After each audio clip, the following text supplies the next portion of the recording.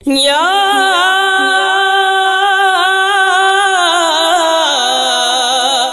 خواجہ خواجہ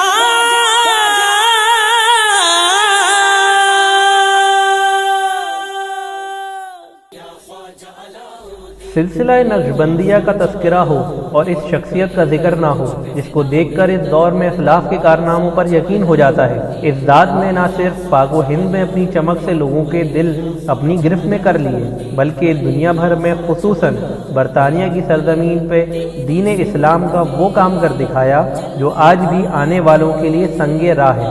یہ شخصیت پیر طریقت، رہبر شریعت، رومی وقت، نباد ملت، فیضان قاسم مہروی اور جانشین محی الدین غزنوی جناب شیخ العالم حضور پیر علاء الدین صدیقی رحمت اللہ علیہ کی ہے۔ آپ آسمان ولایت کا وہ آفتاب ہیں جنہوں نے دین اسلام کی سربلندی کے لیے جدید انداز میں کام کیا۔ آپ رحمت اللہ علیہ نے دنیا بھر میں مساجد و مدارس کا قیام فرمایا، جامعات کا سلسلہ بنایا۔ وہیں آپ نے دور جدید کے تقاضوں کو مد نظر رکھتے ہوئے دنیاوی تعلیم کے لیے اسکولوں، کالجوں اور یونیورسٹی کا قیام بھی فرمایا۔ گھر گھر میں پھیلتی فحاشی کی تاریکی کو نور ٹی وی کی روشنی سے منور کیا۔ پیر علاء الدین صدیقی رحمت اللہ علیہ 1 جنوری سن 1938 کو پیدا ہوئے۔ آپ رحمت اللہ علیہ کا بچپن آپ رحمت اللہ علیہ کے والد گرامی حضرت خواجہ غلام محی الدین غزنوی رحمت اللہ علیہ کے زیر نگرانی گزرا اور آپ نے ابتدائی تعلیم انہی سے حاصل کی۔ بعد میں آپ رحمت اللہ علیہ تعلیم حاصل کرنے جامعہ حقائق العلوم پنڈی حضرو تشریف لے گئے۔ درس نظامی کی آخری دور کی تعلیم آپ نے جامعہ رضویہ مظہر الاسلام فیصل آباد میں حاصل کی، جہاں آپ نے محدث اعظم پاکستان جناب سردار احمد صاحب سے علوم حدیث میں مہارت حاصل کی۔ آپ رحمت اللہ علیہ نے تفسیر قرآن حضرت عبدالغفور ہزاروی رحمت اللہ علیہ سے پڑھی۔ تکمیل علم کے بعد نیریہ شریف تشریف لائے۔ والد گرامی رحمت اللہ علیہ جو رفت و علم چاہتے تھے حاصل ہو چکی تھی۔ ایسا جوان سامنے تھا جو ترویج خیر کا عزم لیے ہوئے تھا۔ اس عزم میں صلاحیت بھی نمایاں تھی۔ حضرت بابا فرید الدین گنج شکر کے ارشاد کے مطابق خلافت کے لیے 3 شرائط ہیں: علم، عمل اور اخلاص۔ والد گرامی نے ہر جانب صلاحیتوں کی جولانی دیکھی تو خلافت سے نواز دیا۔ یہ مستقبل کے کارہائے نمایاں کی تمہید تھی۔ پیر صاحب نے خلافت کو عزم سے زیادہ ذمہ داری سمجھا اور ہمدن اس ذمہ داری کو نبھانے کے لیے کمر بستہ ہو گئے۔ نیریہ شریف کے باقیوں پر ہی نہیں، کشمیر و پاکستان کے اطراف میں خلافت کا یہ فیضان پھیلتا چلا گیا، حتیٰ کہ بر صغیر کے باہر ممالک غیر میں بھی اس کے اثرات نظر آنے لگے۔ یورپ کا سفر پیر صاحب کا ہمیشہ سے معمول رہا کہ مشکل مراحل سے گزرنا آپ کو زیادہ پسند تھا، اور یہ کہ یورپ کا ناآشنا ماحول اس بات کا متقاضی تھا کہ وہاں دین حق کی روشنی عام کی جائے۔ یہ یقیناً دشوار گزار مرحلہ تھا۔ مادی آسودگیوں میں غرق آب انسان روحانی عظمتوں سے بے بہرا ہوتے ہیں، مگر یہی تو وہ کام ہے کہ جو مردان خیر کو کرنا ہے۔ پیر صاحب اسی عزم بلند کے ساتھ ہر مشکل سے ٹکرانے کا حوصلہ پا کر میدان تبلیغ میں اترے۔ کشمیر کی وادی کو تو مرکز ہونے کا شرف حاصل تھا، آپ نے اسی کو مرکز بنایا اور اپنے مشن کا آغاز کیا۔ 1966 کا سال وہ انقلابی دورانیہ ہے کہ آپ نے لندن کی سرزمین کو اپنی جولان گاہ بنانے کے لیے وہاں تشریف لے گئے۔ نیریہ شریف کا سلسلہ مائل و عروج تھا کہ خبر ملی کہ حضرت خواجہ غلام محی الدین غزنوی رحمت اللہ علیہ کی طبیعت بہت ناساز ہے۔ اضملال بڑی تیزی سے جسم میں سرایت کرتا جا رہا ہے۔ جب اطلاعات تشویشناک حدوں کو چھونے لگیں تو آپ نے واپس آنے کا فیصلہ کر لیا۔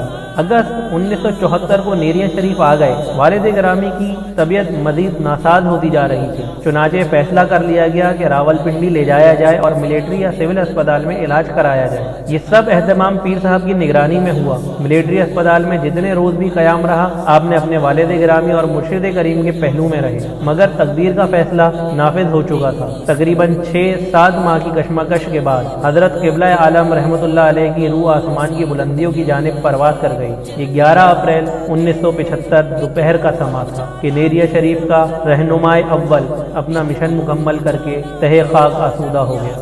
حضرت پیر صاحب کو خلافت تو مل چکی تھی، اب مسند نشینی کا مرحلہ تھا۔ 7 برادران تھے اور 7 ہی چچا زاد۔ اس طویل کہکشاں سے کسی ایک کو یہ منصب سنبھالنا تھا۔ حالات تو فیصلہ دے چکے تھے، اب صرف رسم باقی تھی۔ برادران کی نظر کا مرکز بھی ایک تھا اور محترم رحمت اللہ علیہ کا فیصلہ بھی یہی تھا کہ پیر صدیقی رحمت اللہ علیہ اس مسند نشینی کے حقدار ہیں۔ چنانچہ اتفاق و اتحاد سے آپ کو مسند آرا نیریہ شریف مقرر کر دیا گیا۔ حضرت پیر علاؤالدین صدیقی رحمۃ اللہ علیہ 1975 سے نیریہ شریف کے حلقہ احباب کے صدر نشین بنے۔